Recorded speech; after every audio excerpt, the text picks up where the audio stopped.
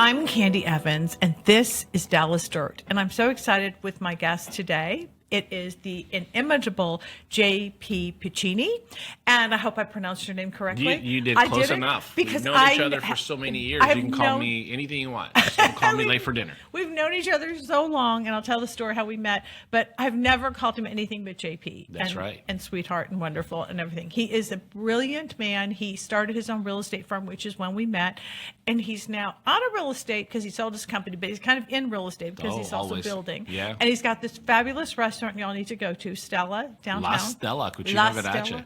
Let me tell you, this is a restaurant where I ordered seconds on pasta, which my husband still reminds me of. He said, "You didn't need that." I said, "I don't care. I loved it." It was wonderful. So, your husband gave birth to my daughter. Yes, yeah, exactly. I mean, Dr. Walter. Dr. Walter. So we're like family. We're in family. He was checking on everything and making sure everything was going correctly, which it did. Beautiful little girl. Thank you. We have been talking lately about this NAR settlement. And the sad thing, JP, as you know, is that so many of the brokers can't talk because of the settlement terms. We can't say anything, or we can't talk about we're still in litigation, or we're about to settle. But the settling has started. And what is your take on it? Was it unfair to do this to the agents? I don't think it was unfair to do it to the agents. I need to watch, my angle on this one and give you my honest opinion, of course. I am a realtor, and I have been a broker. I've been a realtor. I've been a team leader. I've been a founder of a real estate company. I've been a franchisor of real estate companies. I build homes. I flipped homes. I own commercial real estate. I've flipped commercial real estate. I've developed land. I've even owned a property management company at one point, which I highly discourage anybody to want to get into property management. And then also, obviously, I've bought homes myself. I've sold homes myself personally. And I'm from Europe, so I grew up in Italy, and I know how real estate is done in Europe versus how it is done here. And whether it was right or wrong, I think it was time for a change. What started essentially in the early 1900s with the real estate commissions being 10% on a home that was like $1,000. They charged 10%? Oh, yeah. 10% was the norm for real estate agents. I'll tell you how I know this. When I started my real estate career, I started in South Carolina. Right, I remember that. At a company called Russell and Jeff Coat Realtor, and essentially they were the parallel to Ebby Holiday. Right, because they were local. It all started local. Yep, Everything the largest local, independent real estate brokerage in South Carolina. Right? So, and they started in the 50s. Actually, it was one guy that was selling yellow pages door to door, and there was them named Ab Jeff Coat. And then there was a gentleman named Bob Russell, which was a Korean pilot, and it just came out of the Korean War. Wow.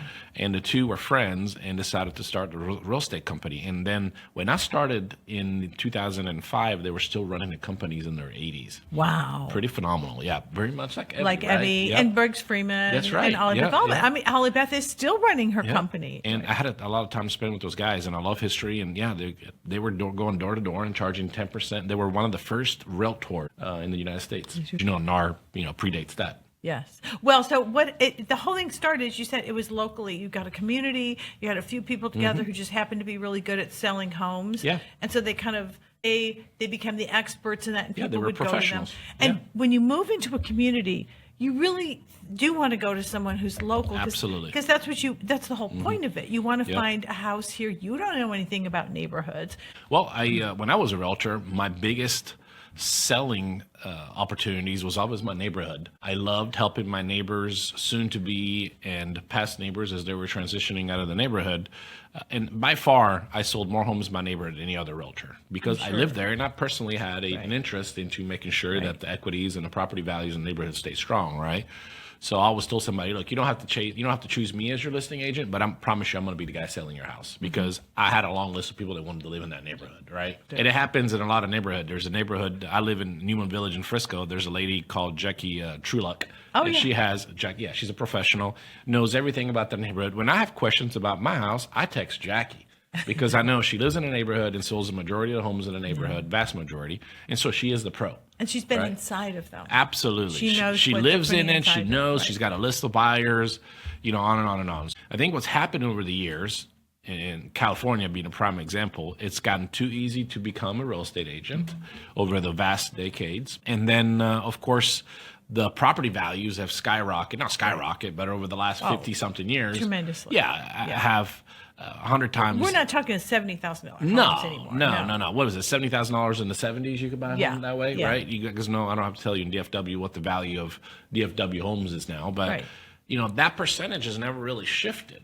So, I love you, the real estate professional realtors, but to sell $1 million house now in DFW and you taking 3%, which is $30,000, which is the same house you sold 3 years ago for $500,000 in DFW, and you charge the same 3%, and you made $15,000 for the same amount of effort, actually maybe even less because the market is extremely hot, seems a little unfair. And I can see why the public caught up to it and said, baloney. It was they were getting a raise like a super raise. Absolutely. That they didn't even ask for. No. It just happened. It's getting extremely unaffordable to own homes. And so you look at it, I think the next thing is property taxes, especially here in Texas. I hope so. Insane. Yeah. Insane. We are going to do some shows on that. Now, I will tell you this, that I always thought that some agents work very, very hard. Some agents don't. And you quickly find out which ones do and which ones don't. Do you want the truth? Yes. Absolutely.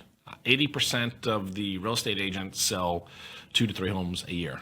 Wow. When I started JP and Associates Realtors, JPAR Real Estate, I wholeheartedly would not take part-time agents. And also put a standard in place in my brokerage that if you didn't sell X number of homes, I think it was like 6 at the time, 1 every 2 months, that you weren't going to hand your license. And every quarter we did the purge. And people knew about it and really essentially raised, rising tide floats all ships, right? And raised the standard of our company. And that's how we became extremely successful. So if you didn't sell, you didn't stay. Yep, that's right. Not because I was trying to be, of course I could have taken money from everybody as they were joining. But for me, the most important thing was the fiduciary duties with my buyers and sellers that I, as the broker of the company, represented. And I couldn't have, in good faith, give the most expensive, the most important financial transaction of people's lives in the arms of an agent that maybe sold part-time and sold 2 houses a year. That's just, or maybe that never even owned a home themselves or sold a home themselves, right? Oh, I agree with you. Yes, so yes. It's when you really go down to the reasoning behind what led to all these lawsuits is really because we've just got too careless and it was time that we realized that real estate is as important as it is, and professionals need to represent that. And I challenge all the brokers that are out there and having, their real estate companies are just taking every agent that comes on that wants to hang their license to really change their criteria for hiring these real estate professionals, because it's going to cost you. It's going to cost. So what exactly happened? What was the chief complaint? Was it steering? Was it the advent of the internet and how we can find our own homes? We don't really need agents now to find us homes unless we want to get.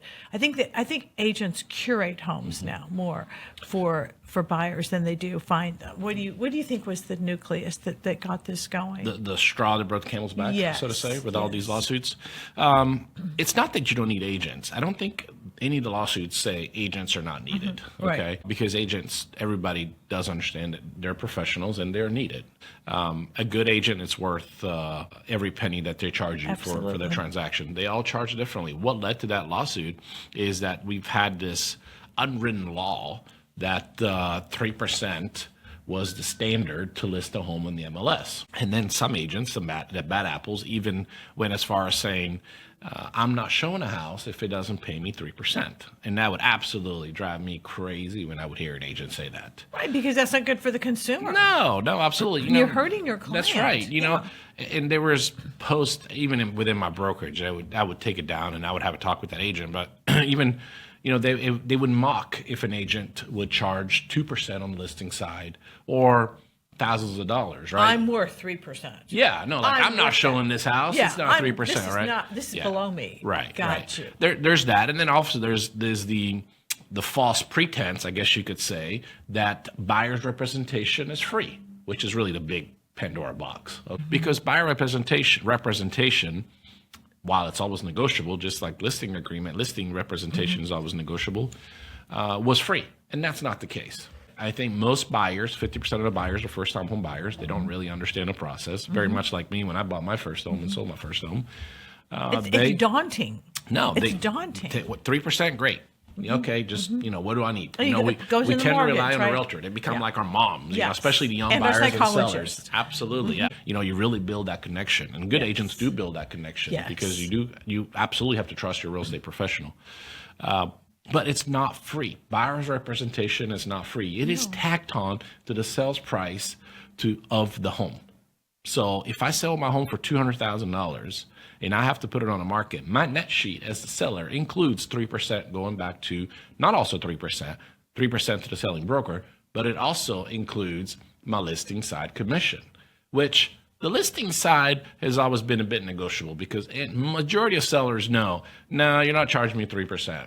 My neighbor sold his house for $2,000, or I can go to for sale by owner and do it for $500. And a lot of agents do. They do for sure, negotiate, right? Especially Absolutely. on the big mother homes. Right. It was always written, as a unwritten law was, but you gotta have 3% to the selling broker, otherwise your home won't get shown.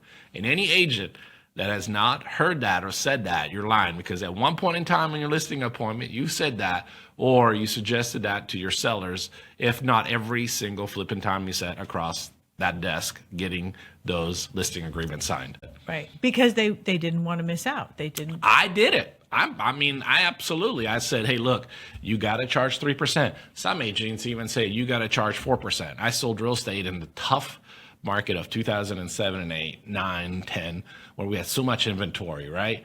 And so, on top of the 4%, sometimes agents could get, and again, it was an agreement between the customer, the client, and the agent, could even get bonuses on top of 4%.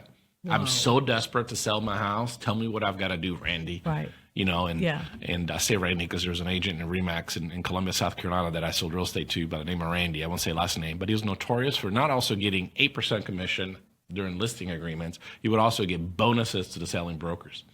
Oh my God. Yeah. What was Randy doing that was so great? He would call. Randy had a really specific niche, and his niche was withdrawns and expired homes listings. That we're not selling, right? The unwanted children. Because this is a different market than it is now. Right. We had thousands of inventory. Prices were falling overnight, right? Nobody was buying. Nobody had jobs, right? The whole market housing crash.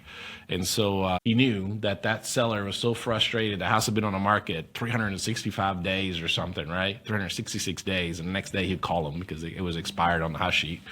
And he would get that high commission because that's how he pitched his whole marketing. Look, in these days, you got to be competitive with commission because the agent can sell your house or the agent can sell 100 other houses that are on the market. Interesting. So it was really a way of correcting something that the profession wasn't doing, that the NAR wasn't doing.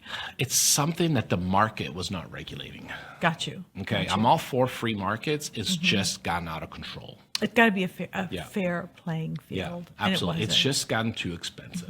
It's gotten too expensive to use a real estate professional.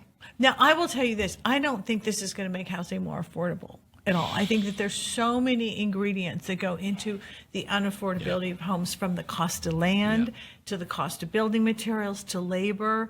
I mean, there's a swirl in there. How can you say that I'm taking away 3%, I'm saving you so much money? You're not. When you think about 3%, in a market like DFW, 3% could be the value of your house 2 weeks ago. I mean, it's... Yeah, I saw Kate Schiller today. Right? It's up. It's up again, right? What is it? I didn't see it. What is it up now? 6% year over year 6%. Yeah, 6% from last year. Last year. That's national? Yeah, that's Dallas. Dallas. Yeah. Okay, so think about it. We're arguing over this 3%, which... No, maybe it's national. It was national. 3% is the whole apple, right? It's the whole pizza pie. Right? And so but our we're not homes are talking. We're not talking like realtors are going to do it for like $1. They're still going to charge something. You're still going to pay your realtor something, right? Yeah. So it may not be 3, maybe it's 1% now, right? Who knows? We could prophesize about the values in the future, how that's going to affect, which I love to get into. But yeah, I mean, your value of the home went up 6% from last year. So there we go. Now, flat fee realtors, we've written about it. I know what they are. I know a couple of really good ones who will, you go in, they take a couple pictures, they put on the MLS, they say, bye, see ya, I'm going to lunch. And if you want more, you pay. Will we get into a mode like that? I mean, do you think that like the big companies might even start like a flat fee sideline? Or Gosh, there's been one of my main competitors back whenever I was selling real estate was a company called Assist to Sell. Oh, yeah. Yeah. Right? But they were like a la carte menu broker. We charge you $1,000 to put it in the MLS. Right. We charge you another $500 to have photos, or more than one photo or something. We charge you $100 for flyers. In the end, it's like a Spirit Airlines It's like going of real to estate. Stella. Sure. Except that the food wasn't as But good. is that so wrong? Like, okay, Yeah, I mean, it's an it's wrong option. because you're giving the seller, which is most likely uneducated in the process, Right. a right to decide how to market the property. When it should be, if you have fiduciary duties to your seller, you should be the one saying, I need to do all this to sell your home, right? And you should charge a fair amount. The biggest question is, A, it's deceptive from the fact that the buyers are saying that the buyer representation is free, and sellers are saying that you got to pay 3%. Sellers, agents, listing agents are saying you got to pay 3%. Or some MLSs got their rear end sued because they required 3%.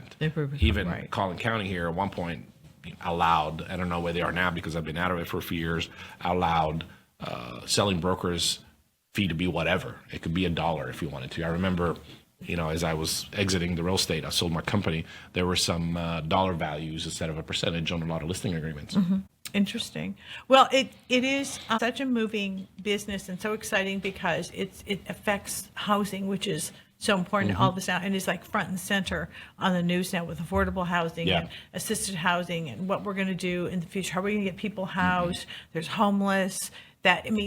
It's all out there. It's like this big boiling thing. Look, we're fortunate that we're in a market with appreciating values, right? So if you got to pay 3%. But it hurts people buying homes, though. Well, yeah, but I mean, again, the 3%, while it may seem like a lot, actually it's really like 4 or 5 or 6%, right? Total. And when it may seem like a lot, and it is a lot added to the value of the home for sure. But when you look at the property values, the mortgage rates, I mean, it is a factor in house affordability. Good gosh, I'm so glad that we're not in the appreciating value market first and foremost, because I remember when I was a realtor at the closing table, I was the only one getting money. And I mean, in good faith, I cut my commission because the sellers, they were trying to sell their home. They were upside down by tens of thousands of dollars, and they were coming to closing with a check. Oh my God. Right? Yeah. So. I wrote in a number of those stores, especially in Arizona. Yeah. Phoenix. Vegas, Phoenix for sure. What happens when you have a home that's upside down is that you owe more than its value. So you bring a check to closing. Yeah, to you them. tap your max credit cards. You ask your parents for money. I mean, I heard it all. Yeah. And it's.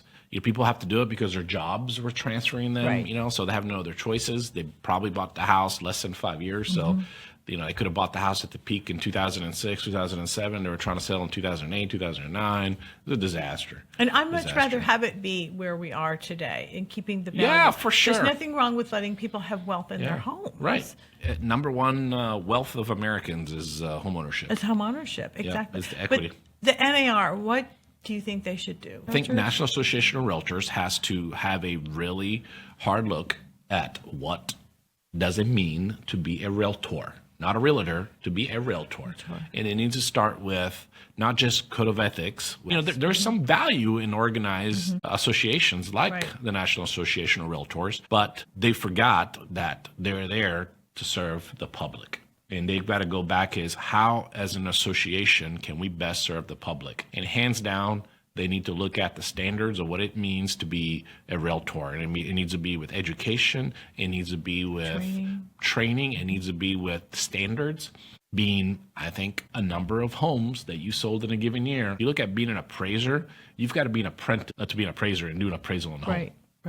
Maybe we should do that in real estate. Absolutely. I think you should be an apprentice. You should be a salesperson working under a broker for X number of years, have sold X number of homes before you just get thrown out to the wolves and say, go represent a buyer and seller. A lot of agents do that. They have teams and they hire, young Baloney. people. They have a team. They'll get an agent out of real estate and they'll send that agent out on the street to go show houses.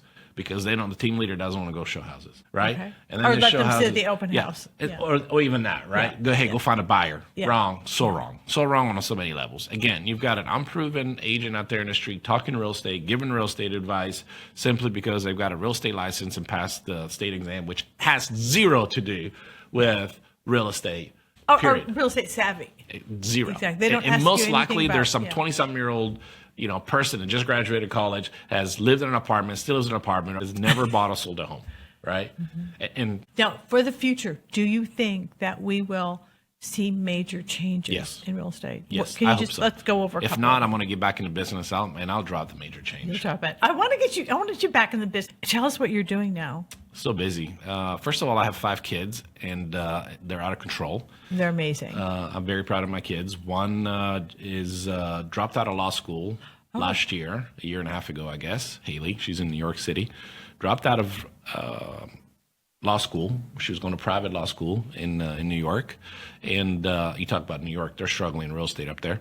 Yes. And decided she was going to go to culinary school. Oh, but you're building also, not just. Yep. Yeah. Yep. Real estate for sure. What is the name of their Grande Vida Homes? Grande Vida? Yep. We love. You're in East Dallas? We're in East Dallas only at this point. We are in neighborhoods like Little Forest Hills, Lakewood, Old Lake Highlands. Price points? Anywhere from 1.5, 1.8 to 2.5. Our first 2 homes were 1.3 that we sold and built. Of course, that was 2 years ago, so prices keep going up. So yeah, we like it. And in the end, the unfortunate outcome of all these lawsuits, the home values are going to be unaffected By the that. lawsuit. Yeah. And that's the most important thing. And hopefully we'll see a more professionalization of the real estate. I hope that's the positive outcome. And make it a real career. I mean, Yeah. they should be just like, like financial advisors have to take certain courses, For and sure. pass certain tests. Perhaps agents should too. Yeah, without a doubt. The education is not relevant to you selling real estate. You learning experience. littoral rights or riparian rights, joint rights of survivorship doesn't have anything to do. Most agents could even tell you what absolute fee is versus simple fee when it comes to real estate. And not most brokers won't either, but they can tell you how much a home sells per square foot in their neighborhood. But I can tell you, they can tell you if the builder is any good or not, or any issues people might have had with the builder, or if that home is in a floodplain, or if that home is in a desirable area. Very valuable information to have that, if a buyer is willing to do research online, they may be able to find out. But before we go, I just want to add something because I think this is important for our viewers to know. People often say to me, well, why is it so bad to get a flat fee broker and just try that first? I don't think people understand. I want you to explain this, that the longer a home sits on the market, it becomes untouchable, almost unviable. Reality is, in a market like DFW, it doesn't matter if you use a flat fee broker, sorry guys, or if you use a full service broker, the home is going to sell, right? You need to use a real estate professional and don't do it yourself. That's first and foremost decision you need to take, and I would advise anybody from that standpoint To get the most to just get the representation, right? I would ask a real estate professional. The first question I would ask if I was buying or selling a home is I would ask the real estate agent, are you a full-time agent? How long have you been in the business? And how many homes have you sold in the last year? Right. Okay. Or how many homes have you sold in this area in the last year? In this area. In the area that I want to look at, right? I don't want a Fort Worth agent trying to sell me a home in Frisco. Right. About When you think about it, buyers, what is a buyer? Hey, Candy, I'm thinking about buying a house in Frisco and you're a Fort Worth. Oh, my cousin is an agent, right? Oh, great, right? So it's very much a relationship business. Right. So I might do business with your cousin because you referred her to me, but your cousin is an agent in Aledo and has zero knowledge to do with Frisco. And she will take that business to Frisco because $30,000 sure is worth her driving from Aledo to Frisco and incurring those toll fees charges, a few dozen times.